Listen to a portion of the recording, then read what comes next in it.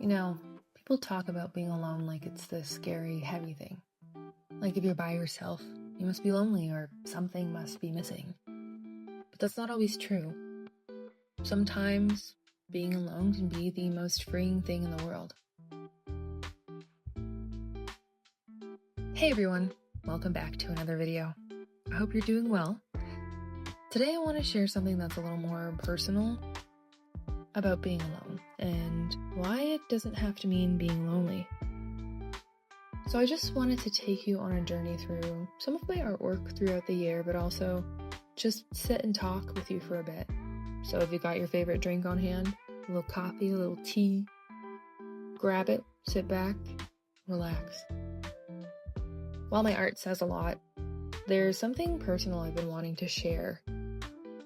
I've been seeing a lot of posts on social media about relationships or about friendships or about people, being ahead in life in certain areas. And I look at the comments and I see a lot of tell me I'm single without telling me I'm single, or this told me I was single in so many different ways, or I wish I was this far in life, or I wish I was here in life, or I wish I had that many friends.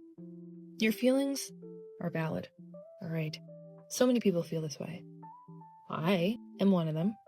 Not every day, but I catch myself a few times a year where I think this way. So I'm going to talk about being alone, but not in a depressing way, not in a poor me way, but in an honest and real way. I've been alone for about a decade now. I know that word can sound heavy, alone, but the truth is I'm not lonely. But it wasn't always that way. In the beginning, it was hard, really hard, because sometimes I convinced myself that being alone must mean there's something wrong with me.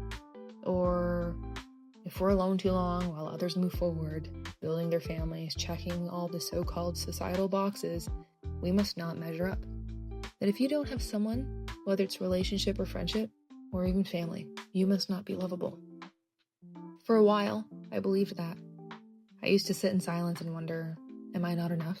In those moments, being alone felt like a punishment. But here's what I've learned. Alone does not mean broken. It doesn't mean unwanted. It doesn't mean that there's something wrong with you. And it doesn't always mean lonely. There's a hump you get over, a shift, almost like an awakening. At first, it feels like emptiness, but over time it becomes space.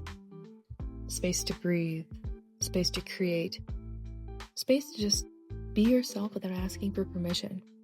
Over the years, I started filling that space with art. And slowly I realized I wasn't waiting anymore. I wasn't waiting for someone or something to complete me. I wasn't waiting for validation. I wasn't waiting for life to begin. Being alone taught me that my own company is enough. That silence can actually be comforting. That I can laugh at my own jokes, cry when I need to without being judged, and not apologize for who I am. It took me time to get there, I will not lie. Growing up, I had a hard time showing emotion. I hated being vulnerable, even with the people I loved. It wasn't my parents' fault. I feel like it was the environment that I grew up in. I was the odd one out, and I thought that if I showed weakness, I would lose even more. So I pushed myself into sports, theater, art clubs, spelling bees, anything to prove that I belonged. Anything to make sure I wasn't left alone. I even took on other people's personalities. But what I didn't realize back then was how much I was hiding from myself. Every time I wanted to cry, I swallowed it down until it exploded in anger and regret. I didn't know how to just be with myself. So if you're still in that place where alone still feels like lonely, I get it. You might be asking, why does my circle feel smaller the older I get? I used to ask that too. People would kind of just dwindle off, but the people who stayed, they're the ones who truly matter. And yes, you may keep in touch with those that dwindle off, but it's not the same kind of relationship. But here's the truth that took me years to see. There is nothing wrong with you. Loneliness isn't about who's sitting next to you. It's about how you feel with yourself when no one else is around. That's when you see who you really are and what kind of energy you want to keep around you. And once you cross that line, once you stop fearing your own company, being alone starts to feel less heavy. Don't get me wrong, okay? Relationships are beautiful. Love is beautiful. Friendships, family, all of it. But so is solitude. So is learning who you are without needing someone else to define you. And so is realizing that even if you don't have a partner, you are still whole. So if you're watching this right now and you feel stuck in that space of alone and lonely, please hear me when I say, it won't always feel this way. One day, you're going to look around and realize that your life is already full of moments, passions, memories, and dreams, big or small, that are completely yours. Experiences with the people you love in your life, your family, your friends. And when that happens, being alone doesn't feel like a curse anymore. It almost feels like a gift. Before I close this out, I want to leave you with something to try, okay? If you feel up to it. Take a little time to just sit with yourself, truly with yourself, and ask, am I someone I want to be around?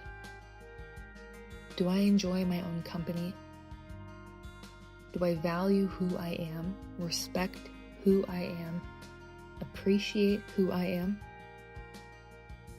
Write those questions down. Answer them truthfully and genuinely. And then read them out loud. Speak them out into your space. Feel your feelings. Feel how you feel when you say these things, ask these questions. And then take a moment. Step outside onto the patio or onto the grass or wherever you are, your favorite space, and just stand there. Notice what's around you. Feel the air, how it shifts. Is it hot? Is it cold?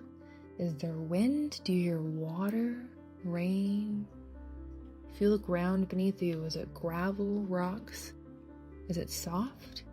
Is it grass? Don't force thoughts. Don't force emotion, just be.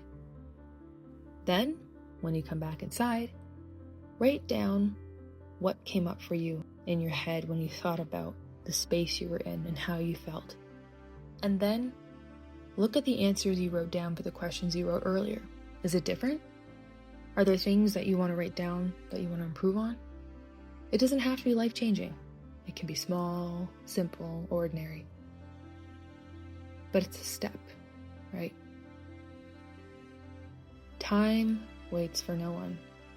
So take the time to appreciate the now. Appreciate who you are in this moment while you're listening. Appreciate the snack that you're going to treat yourself to today. Appreciate the feeling of curling up in bed, the sheets brushing against your little toes. Appreciate the breath you're taking in this moment.